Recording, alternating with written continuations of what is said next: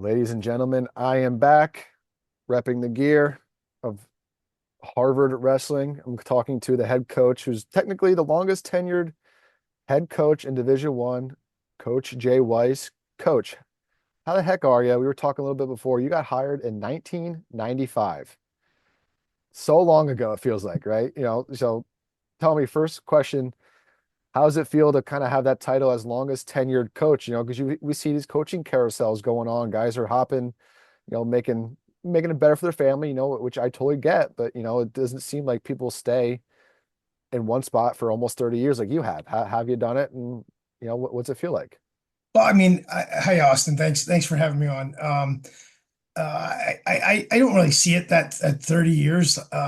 But then when you bring it up, you look back and it is a long time. I'm lucky, very lucky to be in this position, at Harvard. I think it's changed. It's definitely changed me. It's made an impact on me that I don't think I can ever pay back. Raise my family here, so it's pretty cool. And just to stay in one place for this long time, I just have met so many great people, so many good people in my life that it's what it's all about. To me, I feel we're in a relationship building business, and what a better place to do it than here. So I'm honored. It's cool. I very rarely step back and look back, right? But when you do, it's like, damn, that's pretty cool. Yeah, we, it's So, just, we keep saying 30 years is a long time, but at a school like Harvard, which is, one Ivy League premier, right? One of the best in the nation. Some say might even be one of the best in the world. It's not just any university, it's freaking Harvard, right? So that, mhm. like you said, it's really cool to be part of that. And chatting before a little bit, it's back in 1995, the role of head coach was different, right? It's 30 years ago. A lot has changed since then. Like the internet's become a thing now, right? Not to age you, but so how do you feel the head coach position has kind of changed from then until now? Well, first I was a part-time head coach, so that changed, Yeah, right? for sure. Yeah. I actually did not look at I didn't know what Harvard was about. Like it was to me, I was young and dumb, and it was a head coach position. I was assistant at Brown for 2 years. Had a great time there, and then I was just like probably looking to jump from where do something at Harvard and probably go for somewhere else just because I didn't know the support of the program, and I was just lucky enough to have a lot of success first 2 years because it was just two recruiting classes. Like they didn't really have much, and we jumped quickly. And then I remember going into my AD's office for my review my second year. I had like 4 pages of notes, kind of wanted to know where he's going with the program because I was going to try to make a decision. And the first thing he said to me was, "Jay, we made you full time." And I was like, "All right." So I threw the notes away and we sat down and talked, and then, you look back and see what happened. My head coaching position's endowed, right? So many things have happened, two national champs. Like I didn't think we would ever be able to do that. And so Harvard and the people made me dream bigger, right? And really, and not just dream, but like actually we can do this. People like Jesse Jansen coming in the program, and paving the way for JP O'Connor, right? Like, and the people that follow. And with that, it just comes bigger goals and bigger dreams. And it made me really look more. It's a longer story, Austin, but it kind of it made me. There was a time where I actually blew up the program and started all over because I was just trying to win when I was younger. And what happened was I realized what my guys were doing after college, and I was like, wow, like I was really impressed, and I was like, I can have more of an impact in their lives if I focus on it now. And there's just things that started back then where I felt like if I could fast forward, like my goal now is to make them great 15 years from now, and I focus on a lot of other things, and I think the wrestling part's quite honestly is the easiest part of our jobs, right? Like we've been doing this for so long, and it's all that's what our passion is. But the other part's hard, and I think the other part's harder now than it was 30 years ago, right? So It's like it's cool when I went back and it started all over. I started putting things in place, like, like focus on their making sure they're doing well academically.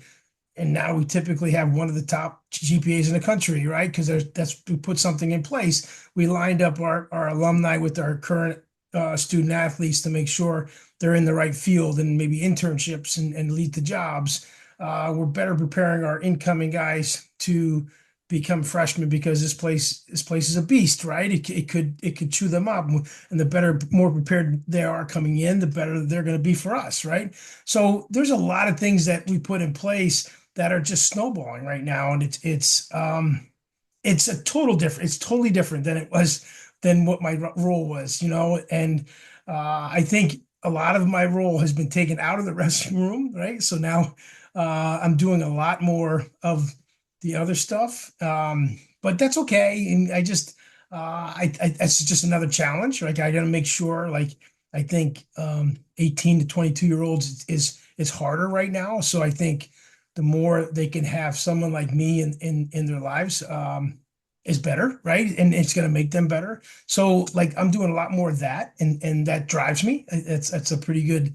It's exciting for me. So it's definitely not getting stale. It's not doing the same thing, that's for sure. Yeah, it's kind of in line with what you're saying, talking to other coaches recently. It's kind of more of a CEO, maybe Yeah. kind of role. It's putting the right people in the right positions to get the job and, help that collective vision come together by, you're good at this, so you go here. You're a technique guy. You're going to be on the mat, just kind of putting the pieces together and kind of get that team chemistry, everyone on the same page moving forward. Seems like that's what you've been doing there. Yeah, it is, and it's hands-on in other areas. I'll never be someone to sit back and watch other people do the work. Like I need to be involved in, and it's just the way I am, and that's fun for me. So it's just it's to different things and see. I've been so fortunate to be around some of the, I would say, the best people in the world just as my assistant coaches, right? And they've impacted me, so much. So yeah, wrestling has changed, but it also hasn't, right? Like there's still a way to get people great, get people better by March, and with some tweaks here and there, it's still a good formula. So I take from whoever was with me and currently with me, like as far as like teaching me and a lot of trial and error, but that's fun. That's the fun part, right? Yeah, and it seems you've been having fun. You guys have been successful on and off the mat. Your team has always had a high GPA, which is obviously impressive at a school like Harvard. And, the wrestling results kind of speak for themselves. You guys had a few, three or four qualifiers last year. You had a win over North Carolina, which was a big win for you guys. I remember we talked about that after that. And, just a guy like Diego Sotelo coming in a little banged up at the IWAs and then first round NCAAs, boom, knocks off the fifth seed at 125, which you wrestle that bracket 100 times, you get 100 different results, right? That was kind of Right. the fun bracket last year. And you had Crook, Owen, you went 0-2 at NCAs, but getting there was maybe not a surprise to him, but so people look on the outside, he was EIWA runner-up. Not many people maybe expected that. And who I thought was probably your best guy on paper, Phil Conigliaro, wrestled great all year and then kind of battling through injuries at the end of the year, had foot surgery right after NCAs, so tell me a little bit about how your postseason ended and how you feel where you guys left off. Yeah, I think, yeah, unfortunately that we were kind of banged up, and no excuse. Obviously, it's part of our sport, but Yeah, Diego knocked off number one, during the year, that's right. Yeah. so like he's shown that he's that good, and he was dinged up, and that he was not 100%. And we were trying to rest him and get him ready for NCAAs because I knew he could beat anybody, right? Like he's that capable, and he did it first round, right? That was good. It just just didn't stay with him. He had a bad knee going into it, but again, I'm the last person to make excuses. It is what it is. Jack, I'm a huge believer in Jack Crook, man. Yeah, that didn't surprise me one bit, and he's the sky's the limit for that guy. He is that kind of guy who can go out and wrestle a big time tournament, right? Like and getting him out to nationals was huge. So you get that experience. Obviously, that's a big step, and you got to do that. He's taking this year off, so that's going to help him tremendously the next 2 years after that. So he'll be out this year. And then, obviously Phil, I can't say enough about Phil. He's been with us for a long time. Like, even before, he's been training, in our club system, so, he finally was having a year, that he was just wrestling his best, he literally, in the last match of EIWAs for third and fourth, he hurt his foot, and you got that Liz Frank injury, which is just the worst injury. Kind of connects all your toe bones, your foot bones together. Um, so we didn't know what to do, and he's definitely going to have surgery, but we figured he'd try. We tried to do everything we could to, like, almost cast his foot up, going into it, just to try to keep it set, and going into nationals and trying to get him workouts at the same time, right? Like, it was just, that was difficult. And he went out, first time he went live was out of NCAAs, and I remember him telling me he just took a step and his foot was moving all over the place in his shoe, and I was like, so that was awful. But that guy had a great career for us, and he's doing phenomenal right now. So, couldn't be happier for him. But he's meant a lot to our program, so, that was good. And so, like I think that was a good step in the right direction. We were close. We had a couple guys that literally could have been knocking on the door, in any given tournament. So, Diego being back, which is good. And I got some young guys who are really ready to take a step, I feel. So this should be exciting. Yeah, it's actually a good transition because I was gonna see how you guys have been training this offseason, any freestyle results or any names that maybe have been around that you see are making a jump, or even like you mentioned, new faces, So, take me through some of those guys. Yeah, so I mean, we obviously trained through spring and summer. We had a bunch of guys up this summer, which was phenomenal. We had a great training session. That was a lot of fun. It's just different environment too. Like, I think you can make some uh, big headway with that. When there's not a threat of competition, you just come in and use the room as like a laboratory. So it was really cool this spring and summer. We had some guys wrestle freestyle, but we focused on folk style a lot. We really, the guys that weren't wrestle freestyle, we really pushed a lot of the folk style. So we were doing that. Shut down in August. It's kind of our month off, and then come back. We started up. We did starting doing some preseason now, which is a lot of fun. I think. My last year's freshman class, my sophomores now, I think are really they're gonna surprise some people. They're talented, very good group, young group. So hopefully we can get them ready to go at the high level. Coleman Nago at 33, tough wrestler, real tough, does everything right. So that he's I can see him doing something like Jack did last year. So it's like he's that kind of wrestler. Jamison Garcia, it was down. He was fighting 33, and him and Coleman, and he's going to bump up to 41 now, and I think there's a better weight for him. 33 was too small, so he's real good, and no one's seen him yet. So that's going to be fun, Yeah. to get him out there. So it's like these young guys, Max Agresti at 97. He's he wrestled, three or four tournaments last year. He'll be ready to go at 97, and that'll be a huge plus for us. So we got some guys, Matt Walsh at 84, who hardly wrestled at all last year. He's a sophomore. So we got some guys that are really gonna step in the lineup, and it's exciting. So Yeah, it's a little different up your way with especially Ivy leagues in general, right? It's hard to get a redshirt year, a traditional mhm. redshirt year, right? So a lot of these guys, they just gotta get that experience on the mat the first year, and then they'll be able to for a year later on, like you mentioned Yeah. with Crook, and sometimes just getting their butt kicked that first year kind of is their inauguration into college wrestling, right? And it looks like you guys are ready to do that, and they're making the jump here. I'm a big believer in that, is to not take the first year off to get in there, because I think you got to see it, you got to feel it. Like, Yeah, okay, now I got to do work, right? So I'm a big believer in getting in there and wrestling, even if it's just training. Like, in a college room, right? Like you're wrestling a junior that's been there for 3 years in the practice room. He's gonna beat your ass, like he's been around. So and you got to feel that, and then it's good to take that year out.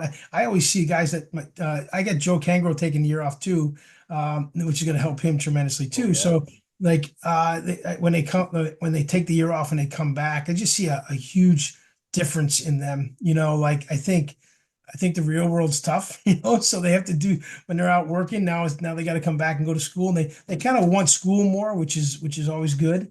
It's just a big difference. So it'll be fun having those two out. Obviously, we're a different team with those two out of lineup, but I think we got some guys that could fill in. So this year, I mean, we'll be better with them back next year. So yeah, I mean, obviously we'd be stronger with them in the lineup, but we'll be stronger next year, with them back. So Yeah, and uh, I think I totally agree with you. I think taking out the lumps your first year kind of gets you, kind of wet your whistle. All right, I understand what I got to do. I got to get stronger. I got to do this. I got to do that. And then you take a year off, and then you come back. It looks like they're more hungry, because they yeah. know what they have to do. They've done that, and now they're ready to show what they've done. Right. So I think that's a good way to do it, a good way to approach it, and I think it's going to pay off for you guys.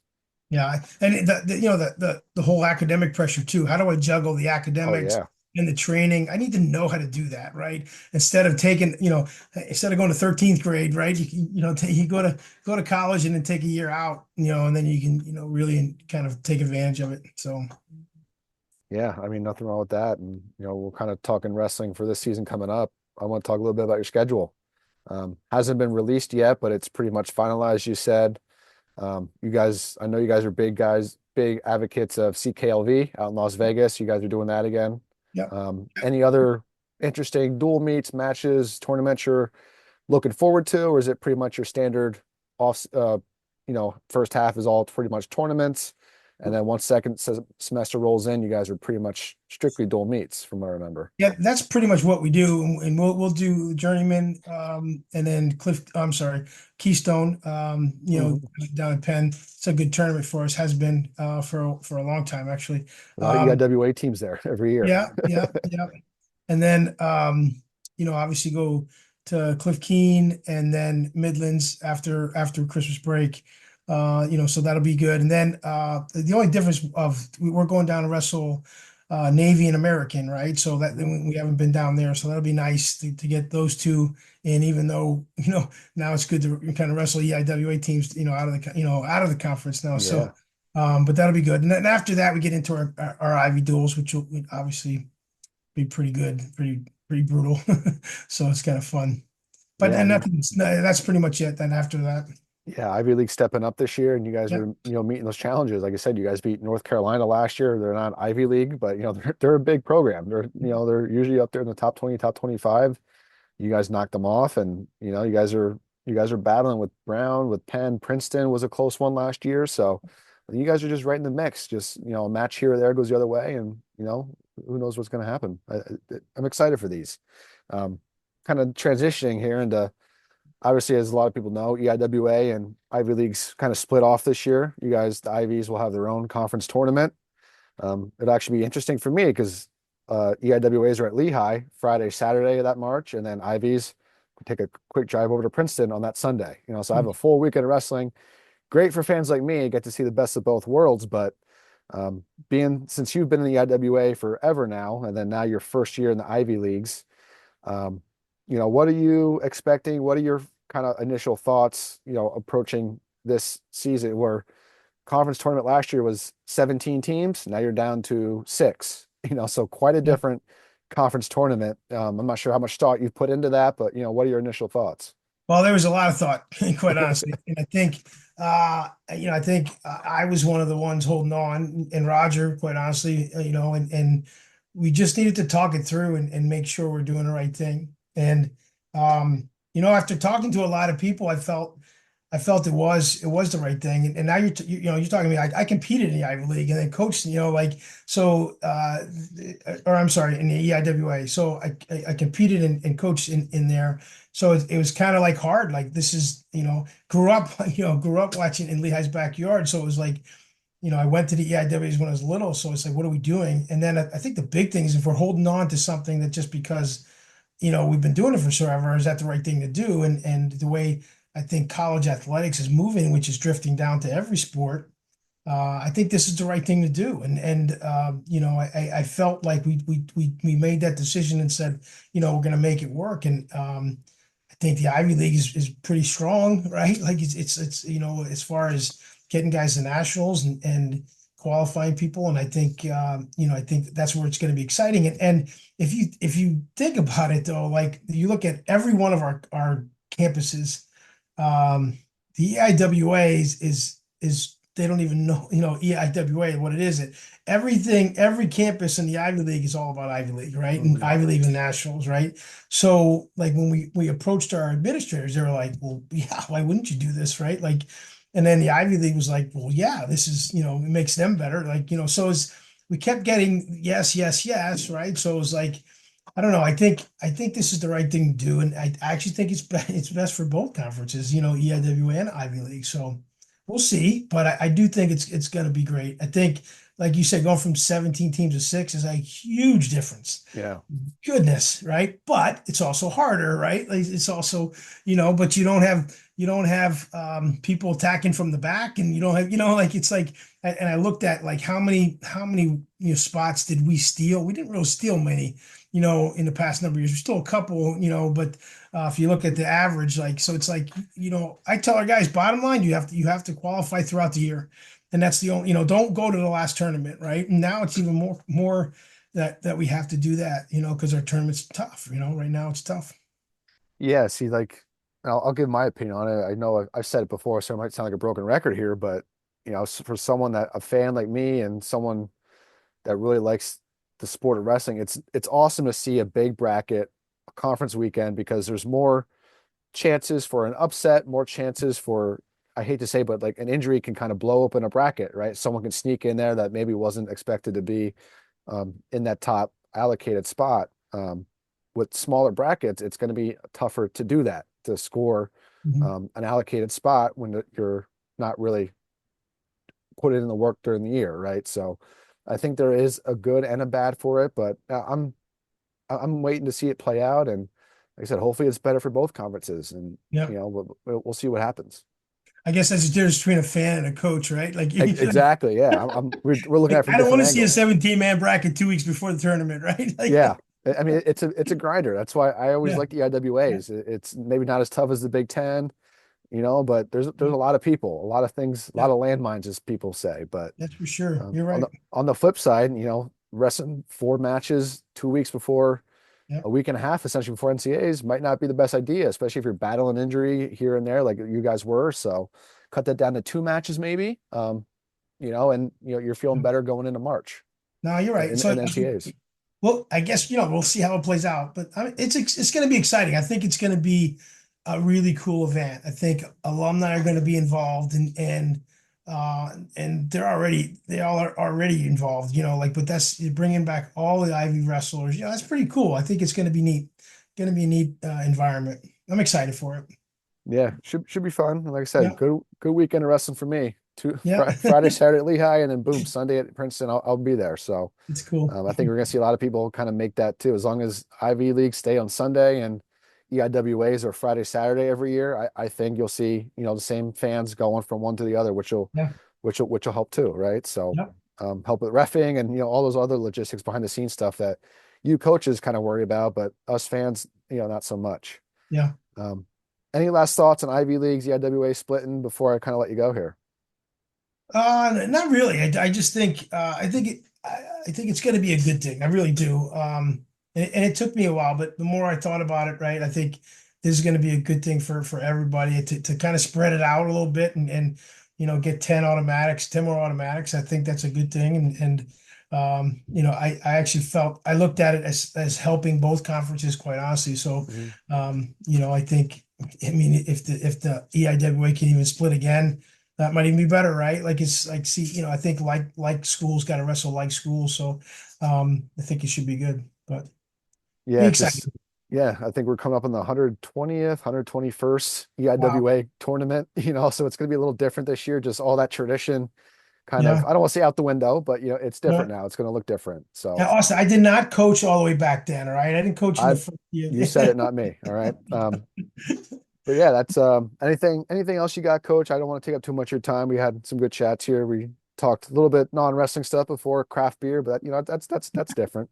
No, Anything I'm else? excited. Anything else wrestling wise you're ready to talk I about here? appreciate you having me on, and I'm excited about our team. We should be good. It's just I just like the makeup of it. I really think the last number of years have been some of my favorite cultures that we've had.